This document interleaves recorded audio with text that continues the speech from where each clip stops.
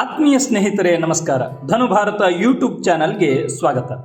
ಯಶಸ್ಸಿನ ಮಂತ್ರ ಶ್ರದ್ಧೆ.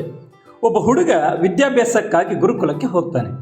ಸ್ನೇಹಿತರೆ, ಕಲ್ಪಿಸಿಕೊಳ್ಳಿ, ಇದು ವೇದ ಕಾಲದ ಕತೆ. ಒಬ್ಬ ಗುರು, ಒಂದು ಕಾಡು, ಆ ಕಾಡಿನ ಮಧ್ಯೆ ಒಂದು ಗುರುಕುಲ.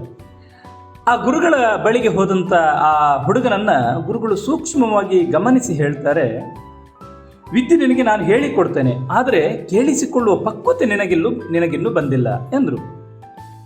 ಆಗ ಹುಡುಗ ಕೇಳ್ತಾನೆ, ಹಾಗಾದರೆ ಕೇಳಿಸಿಕೊಳ್ಳುವ ಪಕ್ವತೆ ಬರಲು ನಾನೇನು ಮಾಡಬೇಕು ಅಂತ ಕೇಳಿದರೆ ಗುರುಗಳು ಹೇಳಿದರು, ಈ ದಟ್ಟ ಕಾಡೊಳಗೆ 4 ದಿವಸಗಳ ಕಾಲ ಇದ್ದು ಬಾ ಎಂದು ಕಳುಹಿಸಿಕೊಟ್ರು. 4 ದಿನದ ಬಳಿಕ ಹುಡುಗ ಕಾಡಿಗೆ ಹೋಗಿ ವಾಪಸ್ ಗುರುಕುಲಕ್ಕೆ ಬಂದಾಗ ಗುರುಗಳು ಕೇಳಿದರು, ಕಾಡಿನಲ್ಲಿ ಏನು ಕೇಳಿಸಿಕೊಂಡೆ, ನಿನ್ಗೇನು ಕೇಳಿಸಿತು ಎಂದು.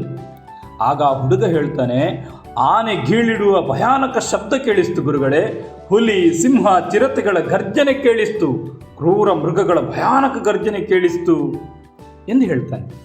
ಆಗ ಗುರುಗಳು ಹೇಳಿದರು, ಪಕ್ವತೆ ಇನ್ನೂ ಬಂದಂತಿಲ್ಲ, ಇನ್ನೊಂದು 4 ದಿವಸ ಹೋಗಿ ಬಾ ಅಂತ ಹೇಳಿದರು.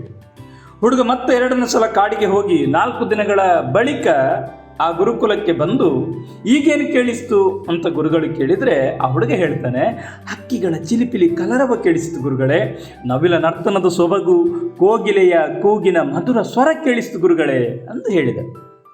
ಗುರುಗಳು ಹೇಳಿದರು, ಕೇಳಿಸುವ ಪಕ್ವತೆಯ ಮಟ್ಟ ಜಸ್ಟ್ ಪಾಸ್ ಆಗಿದೆ, ಆದರೆ ಇಷ್ಟು ಸಾಕಾಗಲ್ಲ, ಇನ್ನೊಂದು 4 ದಿವಸ ಹೋಗ್ಬಾ ಅಂದರು. ಹುಡುಗ ಮತ್ತೆ ಕಾಡಿಗೆ ಹೋದ. 4 ದಿವಸಗಳ ನಂತರ ಮತ್ತೆ ಗುರುಗಳ ಬಳಿಗೆ ಬಂದು ಈಗೇನು ಕೇಳಿಸ್ತು ಅಂತ ಕೇಳಿದಾಗ ಹೇಳ್ತಾನೆ, ಈಗ ದುಂಬಿಯೊಂದು ಹೂವಿನ ಮಕರಂದವನ್ನು ಹೀರುವ ಶಬ್ದ. ಈಗ ತಾನೇ ಒಂದು ಹೂವಿನಿಂದ ದುಂಬಿ ಮಕರಂದವನ್ನು ಹೀರ್ತಾ ಇದೆ ಗುರುಗಳೇ, ಆ ಹೀರುವ ಶಬ್ದ ಕೇಳಿಸ್ತು. ಅಷ್ಟೇ ಮಾತ್ರ ಅಲ್ಲ, ಇರುವೆಗಳು ಓಡಾಡುವ ಶಬ್ದ ಕೇಳಿಸ್ತು ಗುರುಗಳೇ ಎಂದು ಹೇಳಿದ. ಗುರುಗಳು ಹೇಳಿದರು, ಶಹಬಾಷ್, ಫಸ್ಟ್ ಕ್ಲಾಸ್ನಲ್ಲಿ ಪಾಸಾಗಿದ್ದೀಯಾ, ಆದರೆ ಫಸ್ಟ್ ಕ್ಲಾಸು ಸಾಕಾಗಲ್ಲ ನಾನು ವಿದ್ಯೆ ಹೇಳಿಕೊಡ್ಲಿಕ್ಕೆ, ಇನ್ನೊಂದು 4 ದಿವಸ ಹೋಗಿ ಇದ್ದು ಬರ್ತೀಯಾ ಅಂತ ಕೇಳಿದರು. ಇದು ವೇದ ಕಾಲ ಆಗಿದ್ದಕ್ಕಾಯಿತು. ಈಗಿನ ಕಾಲ ಎಲ್ಲಾದರೂ ಆಗಿದ್ದರೆ ಹುಡುಗರು ಏನು ಹೇಳ್ತಾ ಇದ್ರು, ಬೇಕಾದಷ್ಟು ಶಾಲೆಗಳಿವೆ, ಬೇಕಾದಷ್ಟು ಶಿಕ್ಷಕರಿದ್ದಾರೆ ಎಂದು ಹೇಳ್ತಾ ಇದ್ರು ಏನೋ. ಆದರೆ ಇದು ವೇದ ಕಾಲ, ಶಿಕ್ಷಣವನ್ನು ಪಡ್ಕೊಳ್ಳೇಬೇಕು, ವಿದ್ಯೆಯನ್ನು ಪಡ್ಕೊಳ್ಳೇಬೇಕೆಂತಕ್ಕಂಥ ಆಗಿನ ಕಾಲದ ಆ ವಿದ್ಯಾರ್ಥಿಗಳಲ್ಲಿದ್ದಂಥ ತವಕ ಮತ್ತು ಆ ಕೇಳಿಸಿಕೊಳ್ಳುವ ಪಕ್ವತೆಯ ಮಟ್ಟ ಮುಟ್ಟುವವರೆಗೆ ಗುರುಗಳು ಬಿಡ್ತಾ ಇರಲಿಲ್ಲ ಎಂತಕ್ಕಂಥದ್ದು ಕೂಡ ಇಲ್ಲಿ ಬಹಳ ಸೊಗಸಾಗಿ ಮೂಡಿಬಂದಿದೆ. ಮತ್ತೆ ಆ ಹುಡುಗ 4ನೇ ಬಾರಿ ಕಾಡಿಗೆ ಹೋಗ್ತಾನೆ. 4 ದಿವಸಗಳ ಬಳಿಕ ಮತ್ತೆ ಗುರುಕುಲಕ್ಕೆ ಬಂದು ಗುರುಗಳು ಕೇಳಿದರು, ಈಗೇನು ಕೇಳಿಸ್ತು ಅಂತ ಕೇಳಿದರೆ ಆ ಹುಡುಗ ಹೇಳ್ತಾನೆ, ಮರದಲ್ಲೇ ಒಣಗಿದ ಎಲೆಯೊಂದು ಗಾಳಿಗೆ ಮರದಿಂದ ಉದುರಿಕೊಂಡು ಭೂಮಿಯ ಮೇಲ್ಮೈಗೆ ಬಂದು ತಾಕುವ ಶಬ್ದ ಕೇಳಿಸ್ತು ಗುರುಗಳೇ. ಮರದಲ್ಲಿ ಒಣಗಿದ ಎಲೆ ಅದು ಗಾಳಿಗೆ ಉದುರಿಕೊಂಡು ಬಂದು ಭೂಮಿಯ ಮೇಲ್ಮೈಗೆ ಬೀಳ್ತದಲ್ಲ, ಆ ಬೀಳುವ ಶಬ್ದ ಕೇಳಿಸ್ತು ಎಂದು ಹೇಳಿದ. ಗುರುಗಳು ಹೇಳಿದರು, ವಾವ್, ಈಗ ಡಿಸ್ಟಿಂಕ್ಷನ್ ಬಂದಿದೆ, ಇನ್ನೂ ಬೇಕಷ್ಟು ಸಾಕಾಗಲ್ಲ, ಇನ್ನೊಂದು ಸಲ ಹೋಗ್ತೀಯ ಕಾಡಿಗೆ ಅಂತ ಅವನ್ನ ಕಳುಹಿಸಿದರು.